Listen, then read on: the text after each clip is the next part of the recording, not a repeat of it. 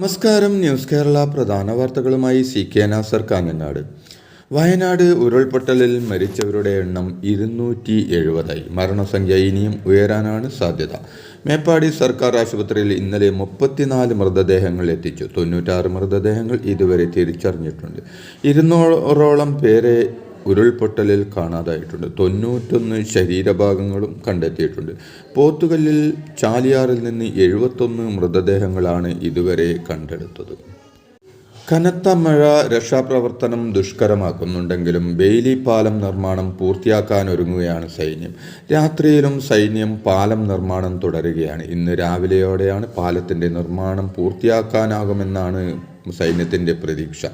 പാലം പണി കഴിഞ്ഞാൽ JCBകൾ അടക്കമുള്ള വാഹനങ്ങൾ രക്ഷാപ്രവർത്തനത്തിനായി മറുകരയിലേക്ക് എത്തിക്കാനാകും. അതേസമയം ജില്ലയിൽ അതിതീവ്ര മഴ പെയ്യുന്ന സാഹചര്യത്തിൽ വീണ്ടും ഉരുൾപൊട്ടൽ സാധ്യതയുണ്ടെന്നാണ്